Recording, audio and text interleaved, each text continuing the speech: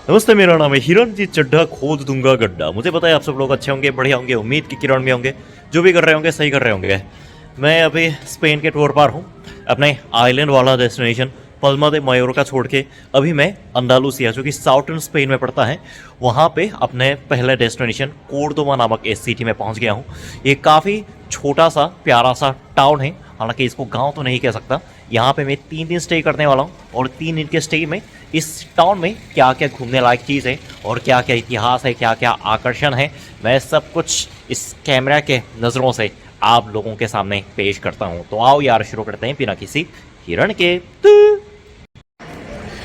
सुबह 9:30 बजे बिस्तर से उठकर मैं स्ट्रीट की सैर के लिए बाहर निकल आया। वैसे इसका आकार तो माद्रिद बार्सिलोना जैसे फेमस स्पेन के सिटी की तुलना में काफ़ी छोटा है, लेकिन टूरिस्ट बहुत आते हैं यहाँ पे। मेरे पीछे जो आवाज़ आ रही है, आज स्पेन के स्कूल का पिकनिक वाला दिन है, जिसकी वजह से बहुत सारे बच्चे मेरे पीछे पीछे चल रहे हैं। और हर यूरोप के एक अन्य सिटी की तरह यहाँ पर भी सबसे पहले एक चर्च ने मेरा स्वागत किया। तो ये अंडालुसिया रीजन के सबसे बड़ी खासियत यह है कि ये लोग अपने घर को सफ़ेद रंग में, चाहे घर हो कमर्शियल बिल्डिंग हो, सफ़ेद रंग में पेंट करते हैं। और फिर दूसरी तरफ एक पुराने सदियों का इतिहास बयां कर रहा है ये पुराने भवन या किला इस तरह सड़क के कोने कोने में दिखाई पड़ते हैं। मैंने इसका बाहरी वाला हिस्सा देखकर सोचा था कि ये कोई टूरिस्ट अट्रैक्शन होगा या पुराना किला होगा लेकिन जब करीब गया ना तो पता चला कि ये एक्चुअली कॉलेज है जहाँ पे स्टूडेंट पढ़ते हैं। जैसे इंडिया की तरह स्पेन में भी कॉलेज में बाहर वालों को प्रवेश नहीं मिलता, जिसकी वजह से इसको बस बाहर से ऐसे ही देखता हूँ और आगे के डेस्टिनेशन के लिए बढ़ता हूँ। कुछ ना कुछ तो मेरा इंतजार कर ही रहा होगा। ये कोर्डोबा का मेन स्ट्रीट है, जिसके कुछ अंश में आधुनिक बिल्डिंग और कुछ अंश में कोलकाता की याद दिलाने वाले इस तरह से निर्माणाधीन पुराने बिल्डिंग को देख सकते हो। और चूंकि ये स्पेन देश है, सड़क के हर कोने में आपको नारंगी के पेड़ देखने मिल जाएंगे। इस प्लाजा से सीधे चलते चलते एक अनोखे गेट के सामने मेरे कदम रुक गए, जहाँ की दादाजी की मूर्ति बड़ी प्यारी लग रही है। इसके अंदर तो दरवाज़ा खुला है, जाकर देखता हूँ कि आखिरकार क्या है कि जहाँ दादाजी स्वागत कर रहे हैं। यस, एज एक्सपेक्टेड एक पुराना चर्च नज़र आ गया, जो कि मुझे बहुत पसंद है। रंग और पत्थरों से ये लग रहा है कि ये बहुत पुरानी जगह होगी। इस चर्च का माहौल तो ऐसा परित्याग लग रहा है, जिसको देखकर तो ऐसा लगता है कि सदियों तक इसके अंदर कोई वर्शिप किया गया हो या नहीं, इस बात पर भी संदेह होता है। और जब मैं अंदर गया तो केयर टेकर ने बताया कि इसका टिकट लेना पड़ेगा, लेकिन यहाँ से 1 किलोमीटर दूर स्थित टिकट ऑफिस है। तो चलो मैं वहाँ जाता हूँ और फिर कोर्डोबा के बाकी जगह का भी दर्शन करने की कोशिश करता हूँ। पुरानी दीवार, पुराना फर्श और पुराने पत्थरों से बने पुराना चर्च। पता नहीं ऐसे कितने सारे चर्च इस तरह के मेमोरीज में या फिर देख रहे कि बहाव में इतिहास के पन्नों में समा गए होंगे। चर्च से बाहर निकलकर मैं आगे की तरफ अपने कदम कदम बढ़ाए जा रहा था कि मेरे को स्पेन का एक ट्रेडिशनल प्लाज़ा मिल गया, जो कि स्पेन के हर एक सिटी में स्थित है। माद्रिद का सोल प्लाज़ा वैसे स्पेन के प्लाज़ा में से सबसे मशहूर है। एकदम खुली जगह, जहाँ पे कोई अवरोधक, कोई भी बाधा नहीं, बस सीधे मेरे चेहरे पर धूप पड़ रही है। यहाँ पे लोग दोपहर का सूरज चढ़ते ही अपने कुर्सी या फिर अपने कुछ भी बिछाकर या तो चाय पीते हैं या फिर बियर पीते हैं। कुछ लोग तो अभी शुरू हो गए, आप देख सकते हो। अभी सुबह का टाइम है, इसलिए इतने ज़्यादा लोग तो नज़र नहीं आ रहे, लेकिन मैं भी थोड़े कम भीड़ में यहाँ पर चलकर इस धूप का भरपूर आनंद उठाता हूँ। भले मेरे को जॉब से निकाल दिया गया हो कुछ दिन पहले, लेकिन एटलीस्ट ये धूप मुझे फ्री में मिल रही है, जो कि प्रकृति का सबसे बड़ा आशीर्वाद है। और मैं अपने अलग डेस्टिनेशन के लिए इस गली में चल रहा हूँ। चिड़ियों की आवाज़, दूर से बज रहे घंटे की आवाज़, दोनों ने मिलकर इस गली को और भी रहस्यमय बना दिया।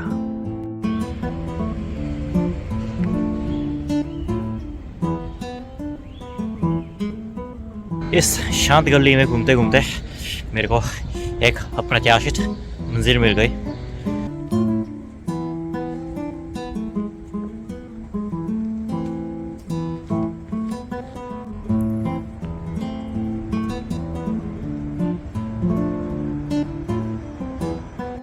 और देर उस चर्च के परिसर में रुकने के बाद मैं फिर से एक ऐसी अनजान गली में आ घुसा जहाँ मेरे अलावा किसी के कदम की आवाज़ तक नहीं है, और पीछे एक भूतिए बांग्लो का दरवाज़ा आ गया जिसमें अक्सर सीआईडी के केस हुआ करते हैं। अभी तो दिन का समय है, दिन दहाड़े भूत का प्रकोप तो नहीं होता होगा, लेकिन शाम के अंधेरे में रात के टाइम अगर कोई इस गली में चलते चलते इस बंगलो के सामने गलती से भी उसके कदम रुक गए तो सही में यार ये हवेली किसी को भी डराने के लिए काफ़ी है।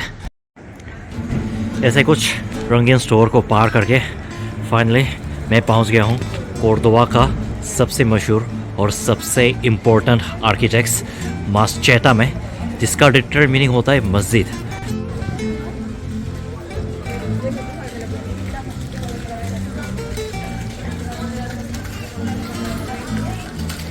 इस्लाम मज़हब में नमाज से पहले पानी को साफ और पवित्र माना जाता है, जिसकी वजह से जब आप इसके अंदर प्रवेश करोगे तो सबसे पहले यह स्वच्छ पानी वाला फव्वारा आपका स्वागत करेगा। और हाँ, ये वही टावर है जिसके माध्यम से हम अंदर आ सकते हैं और टिकट लेने पर इस टावर के ऊपर भी जा सकते हैं।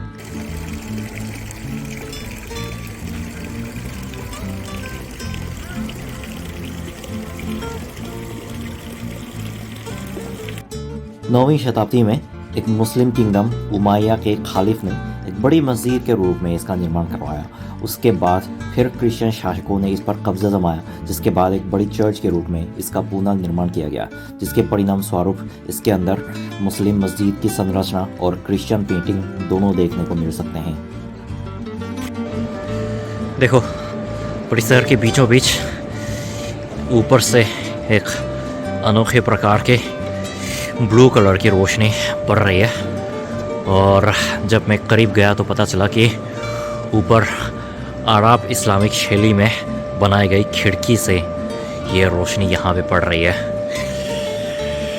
मुसलमानों ने पहले यहाँ पर शासन किया, फिर क्रिश्चियन ने इसको वापस प्राप्त करके इसको चर्च के रूप में पुनर्निर्मित किया, जिसकी वजह से दोनों धर्मों के, दोनों मज़हबों के स्ट्रक्चर, अपने द्वारा बनाए गए कलाकृतियाँ, उनको नष्ट किए बिना वैसे ही बनाए रखा गया, जिसकी वजह से आज इसके निर्माण के हज़ारों साल बाद भी हमारे जैसे आगंतुकों को इसका दर्शन करने को मिल रहा है।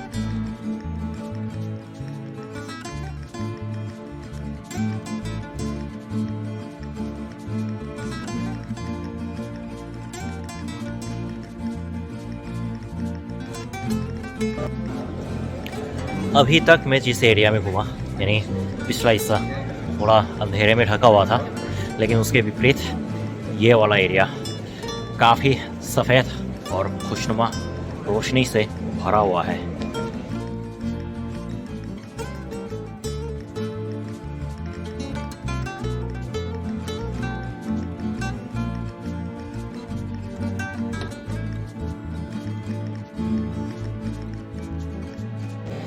इस परिसर के अंदर जहाँ पर सबसे ज़्यादा रोशनी प्रकाश पड़ता हो वो शायद ये होगा इसके मेन वर्शिप प्लेस, जो कि परिसर के एकदम सामने स्थित है। जब मैंने अपनी आंखें उठाकर छत की तरफ देखा तो मैं हक्का बक्का रह गया। ये जाहिर सी बात है कि उस ज़माने के लोगों के पक्ष में इस लेवल का डेकोरेशन करना कोई आसान बात तो रही नहीं होगी, लेकिन जैसे कहते हैं ना, विश्वास और आस्था, ये दोनों चीज़ें इंसानों से कुछ भी काम करवा सकती है। तो इसको देखकर साफ तौर पर पता चलता है कि विश्वास और आस्था ने उस ज़माने के लोगों से वो काम करवाया जो कि उस टाइम के लोगों के दृष्टिकोण से नामुमकिन लगता था। बड़ा अच्छा दर्शन था, 1 घंटे का समय लगा, लेकिन उसके लायक है। अभी मैं उस मस्जिद व चर्च से बाहर निकाल के इस टावर में प्रवेश करने के लिए अपने टाइम का इंतज़ार कर रहा हूँ। यहाँ पे हर आधे घंटे में प्रवेश होता है, जिससे आप इस टावर के ऊपर जाकर पूरे कोर्दोबा सिटी का नज़ारा निहार सकते हो। टिकट स्कैन करके ऐसे लकड़ी की सीढ़ियों से ऊपर चढ़ा जाता है। जब से मैं यूरोप आया हूँ इस तरह के विभिन्न टावर पर चढ़ता ही जा रहा हूँ। हालांकि इसकी ऊंचाई इतनी है नहीं कि ज़्यादा कठिनाई नहीं होगी। टावर के ऊपर आने से आपको सफ़ेद रंग से भरपूर कोर्डोबा सिटी का पूरा नज़ारा दिखाई देगा। और हाँ, साथ में इस चर्च व मस्जिद का परिसर भी देख सकते हो। हाँ, ये भवन जहाँ के अंदर से मैं अभी निकला हूँ।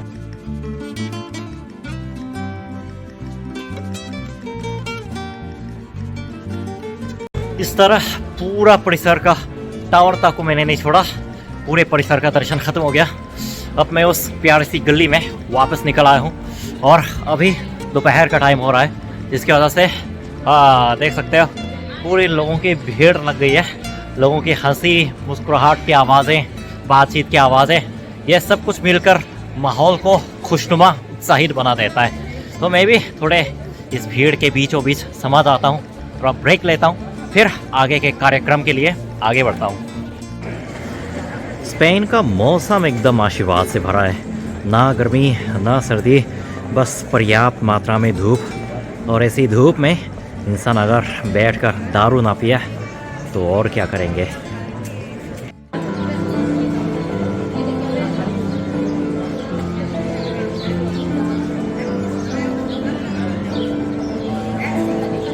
सड़क पर बैठकर अच्छे से बियर भी पी लिया। 2 घंटे कैसे बीत गए मेरे को पता ही नहीं चला। और अब शाम ढलने के इंतज़ार में ऐसे ही सड़क पे सैर कर रहा हूँ। दोनों तरफ बिल्डिंग के बीच में आने वाला है इस तरह का खंडहार हमारे उत्साह को बढ़ाने के लिए काफ़ी है। दोपहर को जिस रास्ते पर बहुत सारी भीड़ थी, अभी वो रास्ता शाम के अंधेरे के साथ साथ सन्नाटे में समाहित होने लगी है। जाहिर सी बात है कि लोगों की भीड़ भी साथ साथ कम हो गई है। आज के कार्यक्रम में मैं आखिरी जिस डेस्टिनेशन पर पहुंच गया हूं वो है रोमन ब्रिज, जो कि नदी की वजह से बटे हुए कोर्डोबा सिटी को एक दूसरे से जोड़ने का काम करता है। नाम से पता चल रहा होगा कि इस ब्रिज का निर्माण रोमन एम्पायर के शासनकाल में किया गया था। आप यूँ कह सकते हो कि इसके निर्माण को 1000 साल से भी अधिक समय हो गया है, लेकिन कई बार रिकंस्ट्रक्शन के काम के चलते ये अभी भी मजबूती के साथ हमारे जैसे यात्रियों का स्वागत कर रहा है। शाम के समय इस ब्रिज से दिखाई देने वाले गोधूली का नज़ारा इतना खूबसूरत होता है कि हमारे जैसे सैकड़ों पर्यटक यहाँ की तरफ आकर्षित होकर चले आते हैं। और जब सूर्यास्त पूरा हो गया, जब ये पूरा कोर्डोबा टाउन अंधेरे में समाने लगा, तो मैं एक ब्रिज के अंतिम कोने में बैठकर अंधेरे में समाने वाले चर्च व मस्जिद और पूरे टाउन का नज़ारा ना जाने कितने मिनट तक निहारता रहा। तो इस तरह मेरी मेमोरीज़ का एक और खूबसूरत पन्ना जोड़ गया, जिसे मैं कभी भी याद कर सकता हूँ। तो बस यार, आज के वीडियो में इतना ही। उम्मीद करता हूँ आप लोगों को आज के इस वीडियो के माध्यम से भी एक नई जगह का दर्शन करने को मिल गया होगा। मैं वापस आऊँगा और मज़ेदार वीडियो के साथ। तब तक क्या करना है, सावधान रहो, सुरक्षित रहो, सीख एक को, सबक सबको। जय भारत, जय साउथ कोरिया।